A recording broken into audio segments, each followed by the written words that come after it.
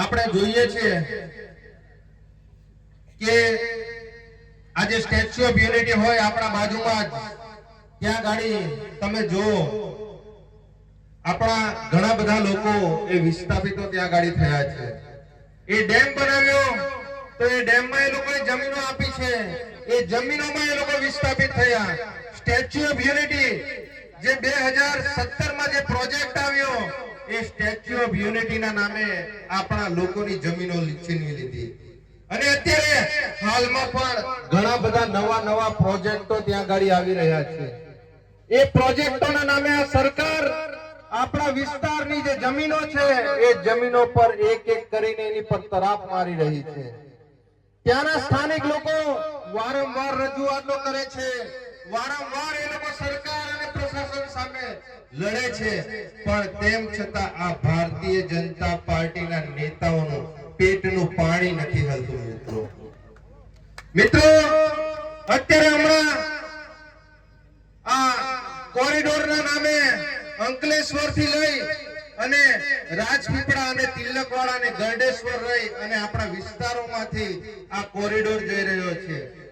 એ બાબતે સાહેબ શ્રી તમને વધુમાં માહિતી આપશે, પણ આવનારા દિવસોમાં આપણા વિસ્તારમાંથી એ જમીનો પણ જવાની છે.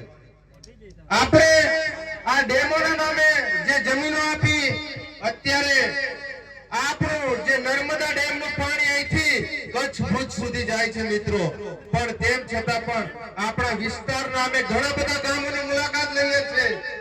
આજે પણ આપણા વિસ્તારના ગામોના લોકોને આજે પાણી નથી મળતું.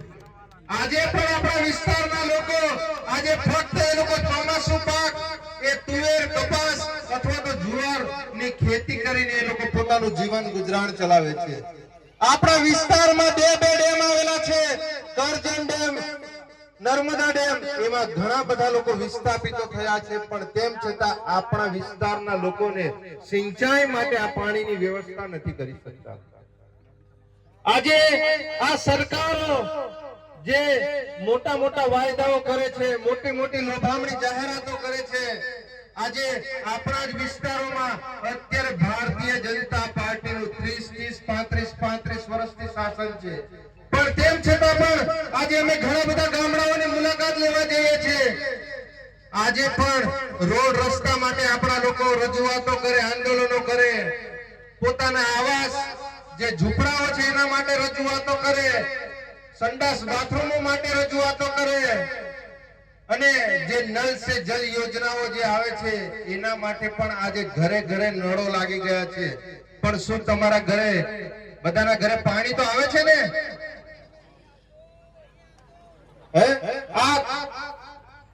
નળોના નામે આ લોકોએ કરોડો રૂપિયાના કૌભાંડો કર્યા. એવો જ એક જીવતો જાગતો ઉદાહરણ આપણા ડેડિયાપાડાના ધારાસભ્ય શ્રી ચૈતરભાઈ વસાવાએ જે આ મનરેગા યોજના છે, આ મનરેગા યોજનામાં આ ભારતીય જનતા પાર્ટીના નેતાઓ એ લોકો 2500 કરોડ રૂપિયા ખાઈ ગયા આપણા ગરીબ આદિવાસી સમાજના લોકોના. પણ તેમ છતાં પણ આજે આ ભારતીય જનતા પાર્ટીનો એક પણ નેતા આ બાબતે બોલવા તૈયાર નથી. આજે તમે જો, આજે એક આપણા ગામની વાત હોય કે સમગ્ર ગુજરાતની, આજે છેલ્લા 1.5-2 વર્ષથી આ મનરેગા યોજનામાં કામો સેજ પણ ચાલતા નથી. ચાલે છે મિત્રો? આજે આ ચૈતરભાઈ વસાવાએ જે 2500 કરોડ રૂપિયા નું જે કૌભાંડ છે એ કૌભાંડ ઉજાગર કર્યું. આજે મિત્રો જે વ્યક્તિ ઉજાગર કરે છે એ વ્યક્તિને આ સરકાર જેલોમાં મૂકી દે છે, અને જે લોકો ભ્રષ્ટાચાર કરે છે એ લોકો ખુલ્લેઆમ બહાર ફરી રહ્યા છે. એ લોકોને આ તિલકવાડા તાલુકાની કોર્ટ હોય, ગરુડેશ્વર તાલુકાની કોર્ટ હોય કે ડેડિયાપાડા તાલુકાની કોર્ટ હોય, એવી કોર્ટમાંથી જામીન મળી જાય છે. અને જે વ્યક્તિ આ કૌભાંડને ઉજાગર કરે છે એમણે 4-5 વાર તારીખ પર તારીખ હાઈ કોર્ટમાં પણ તારીખો પડે છે, પણ તેમ છતાં એમને જામીન નથી મળતા. વિચાર કરો મિત્રો આ જે પાણીનો ગ્લાસ છે એ પાણીના ગ્લાસનું વજન કેટલું હતું મિત્રો? 1 કિલો, 2 કિલો કે 5-5 કિલોનું વજન હતું?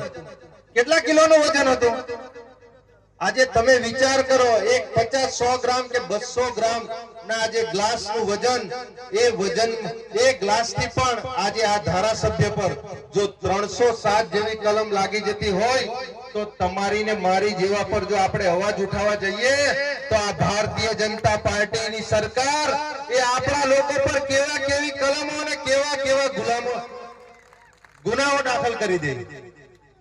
આ તમે જો આપણા લડત લડતા લડતા આપણા ધારાસભ્ય શ્રી બે વાર જેલમાં જઈને આવ્યા. એમના પરિવારને પણ આ સરકાર જેલોમાં મૂકી દે છે, પણ તેમ છતાં પણ આજે ચૈતરભાઈ વસાવા જેવી રીતે પહેલા જે અવાજ ઉઠાવતા હતા એવી રીતે આજે પણ અડીખમ આપણા દરેક સમાજના પ્રશ્નો ઉઠાવે છે. મિત્રો ચૈતરભાઈ વસાવા અને આજે અમારી ટીમ છે એ તો બહુ નાની ટીમ છે. આ સરકાર સામે લડવું, આ સરકાર સામે અવાજ ઉઠાવો, આ તંત્ર સામે લડવું, એના માટે મિત્રો તમારે પણ આવનારા દિવસોમાં તૈયાર થવું પડશે. આવનારા દિવસોમાં આપણે પણ દરેક ગામે ગામ અને દરેક ઘરે ઘરે ચૈતરભાઈ પેદા કરવો પડશે. શું તમે બધા તૈયાર છો? નહીતર તો મિત્રો હમણાં ચૂંટણીઓ આવે છે, આ ભાજપ અને કોંગ્રેસના નેતાઓ એ લોકો કહેશે આ અમારો સરપંચ છે, આ અમારા સંબંધીઓ છે, આ અમારો કાકો છે, આ અમારો મામો છે, એમ કરતા કરતા ઘરે ઘરે હમણાં તમને પગે લાગવા આવશે. જેવી રીતે ચોમાસું આવે છે, ચોમાસામાં જેવી રીતે પેલા દેડકાઓ બહાર નીકળે છે, એવી રીતે આ ભાજપ અને કોંગ્રેસના નેતાઓ અત્યારે તાલુકા પંચાયત અને જિલ્લા પંચાયતની ચૂંટણીઓ આવે છે. અત્યારે મિત્રો તમે ધ્યાન રાખજો, આ દેડકાઓ અત્યારે હમણાં ડ્યાવ ડ્યાવ કરતા કરતા એ લોકો હમણાં આવશે તમારી પાસે. અને મિત્રો જેવી ચૂંટણી પૂરી થશે એ લોકો પાછા એમની ગુફામાં ઘૂસી જશે. પછી એ લોકો 5-5 વર્ષ સુધી તમને દેખાય નહીં. તમે તમારા વિસ્તારના તાલુકા પંચાયતના સદસ્યને ઓળખો છો? તમે તમારા જિલ્લા પંચાયતના સદસ્યને ઓળખો છો? આપણા વિસ્તારમાંથી ધારાસભ્ય ચૂંટાઈને આવ્યા છે એ મિત્રો જ્યારે ઇલેક્શન હતું ત્યારે તમારા ગામોની મુલાકાત લેવા આવ્યા હશે. એ હવે દેખાય છે ખરા? 2-3 વર્ષ થઈ ગયા. આપણા સાંસદ સભ્ય આ છેલ્લા 1.5-2 વર્ષથી જીતીને આવ્યા છે. એ સાંસદ સભ્ય હોય જસુભાઈ રાઠવા, કે એમના આગળના સાંસદ સભ્ય હોય ગીતાબેન રાઠવા, કે એમના આગળના સાંસદ સભ્ય હોય રામસિંહભાઈ રાઠવા, આ જે સાંસદ સભ્યો ચૂંટાઈને આવે છે મિત્રો એ 5-5 વર્ષ પૂરા થઈ જાય છે, એ ચૂંટણીઓ પૂરી થઈ જાય છે, તેમ છતાં પણ આપણા આંગણે, આપણા તાલુકામાં કે આપણા ગામમાં એ લોકો ફરકે છે ખરા મિત્રો? એટલે આપણે જાગવાની જરૂર છે. આજે 182 ધારાસભ્ય છે સમગ્ર ગુજરાતમાં, પણ તેમ છતાં પણ આજે આપણે વાત કરીએ કે વાઘોડિયાના ધારાસભ્ય કોણ છે, આજે આપણે અંકલેશ્વરના ધારાસભ્ય કોણ છે, આજે તમે ઓળખો છો ખરા તેમને?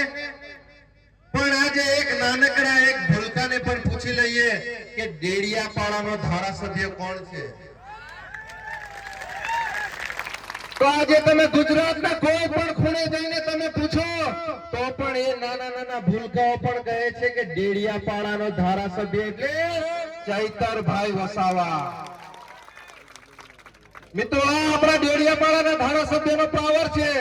આજે ઉમરગામથી અંબાજી હોય કે સમગ્ર ગુજરાતમાં આજે ઘણા બધા એવા ધારાસભ્યો છે, ઘણા બધા સાંસદ સભ્યો છે, પણ એ ફક્ત આજે ગમે તેવી આજે ઠરાવો કરવાના હોય કે ગમે તેવા પ્રશ્નો હોય એ લોકો ક્યાંક પણ તમને જાહેર જીવનમાં દેખાતા નથી. એ લોકો ફક્ત આંગળી ઊંચી કરવામાં એ લોકો તમને દેખાશે, પણ આજે ઉમરગામથી અંબાજી કે સમગ્ર ગુજરાતનો જો અવાજ બનીને જો કોઈ નેતા ઉભરીને આવ્યા હોય એ મિત્રો આપણા ડેડિયાપાડાના ધારાસભ્ય ચૈતરભાઈ વસાવા છે. મિત્રો આ સરકારની વાત કરીએ, આ સરકારોએ આપણને દરેક વિસ્તારમાં આજે 5-5, 10-10 લાખ રૂપિયાના આયુષ્યમાન કાર્ડ આપ્યા છે. કોની પાસે છે મિત્રો? જરા ઊંચી આંગળી કરજો જરા. આયુષ્યમાન કાર્ડ છે કે નથી તમારી પાસે? મા અમૃતમ કાર્ડ છે કે નથી તમારી પાસે? આજે તમે વિચાર કરો, આજે નર્મદા જિલ્લામાં કઈ હોસ્પિટલોમાં ચાલે છે મિત્રો? કોઈ દવાખાનામાં ચાલે છે ખરા? આજે જે કાર્ડો આપે છે એ અમારી બહેનો કે અમારા ભાઈઓ એને તિજોરીમાં બરાબર મૂકી દીધા છે. 1-2 મહિને એને જોશે અને પાછા એને સાફ કરીને એને બરાબર મૂકી દેશે. મૂકી દો છો ને કે કઈ આ કાર્ડ ખોવાય તો નથી ગયું ને? હે આજે એક કાર્ડો આજે નર્મદા જિલ્લામાં એક પણ હોસ્પિટલમાં ચાલતા નથી મિત્રો. અને કોઈને એક્સિડન્ટ થયો હોય, કોઈની ગંભીર બીમારી હોય, કોઈને હાર્ટ એટેક આવ્યો હોય, આપણે એમને અહીંથી એમને રાજપીપળા રિફર કરીએ છીએ. આ રાજપીપળાના સિવિલ હોસ્પિટલમાં પણ ફક્ત પાટાપિંડી કરી અને એમને બરોડા રેફર કરવામાં આવે છે મિત્રો. અને જેટલા લોકોને આપણે બરોડા લઈ જઈએ છીએ એમાંથી 90% લોકો એક્સપાયર થઈને આવે છે. એમના માટે ફક્ત આપણે લાકડા તૈયાર રાખવા પડે છે અહીંયા ગાડી, અને એમનું અહીંયા ગાડી અંતિમ સંસ્કાર કરવું પડે છે. મારી વાત સાચી છે કે ખોટી છે મિત્રો? સાચી છે ને? તો તમારે બધા આવનારા દિવસોમાં જાગવું પડશે. આ અમારી ઘણી બધી ખૂબ મોટી સંખ્યામાં બહેનો બેઠી છે. આ નરેન્દ્ર મોદી સાહેબ, આ દેશના વડાપ્રધાન શ્રી આપણાને કીધું હતું કે અમારી બહેનોને આજે ચૂલો ફૂકી ફૂકીને થાકી ગઈ છે, એ બહેનો માટે ઉજ્જવલા યોજના લઈને આવ્યા હતા અને ઘરે ઘરે ગેસના બોટલો આપ્યા હતા. આજે આ અમારી બહેનો છે, એ બહેનોને અમે પૂછવા માંગે છે કે તમે ખરેખર જમવાનો ગેસ પર જ બનાવો છો ને? ગેસ પર જ બનાવો છો ને? આજે આ અમારી બહેનો તમે જોઈ લો ના કહી રહી છે, કેમ કે અત્યારે તે બોટલો કયા ખૂણામાં પડે હશે અને તે ગેસની સગડીઓ કયા ખૂણામાં પડી હશે એ નથી તો અમારા ભાઈઓને ખબર કે નથી અત્યારે અમારી બહેનોને ખબર. સાચી વાત છે ને? કેમ કે આ ગેસના બોટલનો ભાવ જ 1000 થી લઈને 1100 થઈ ગયો છે. આ સરકાર એવું કહેતી કે અમારી બહેનોને મફત ગેસના બોટલ આપીએ છે, એમને સબસિડીઓ આપીએ છે. સબસિડી મળે છે ખરી? આજે અમારી બહેનો જે આ દેશના વડાપ્રધાન શ્રી કહેતા હતા એમને કેન્સર થાય, એમને આંખમાં ધુમાડો જાય, એમને શ્વાસમાં ધુમાડો જાય તો એમને કેન્સર થાય, એવા આ દેશના વડાપ્રધાન અને આ ભાજપને જે આ નારંગી ગેંગ આવે છે એ મોટી મોટી વાયદાઓ અને મોટા મોટા તાઇફાઓ કરે છે. પણ આજે પણ આ અમારી બહેનોની પરિસ્થિતિ આ ત્યાંની ત્યાં જ છે મિત્રો. મિત્રો આપણા બધાને જનધનના નામે સમગ્ર ગુજરાતમાં નહીં આખા દેશમાં ખાતા ખોલાવ્યા લોકોએ. તમે બધાએ ખોલ્યા હતા કે નથી ખોલ્યા?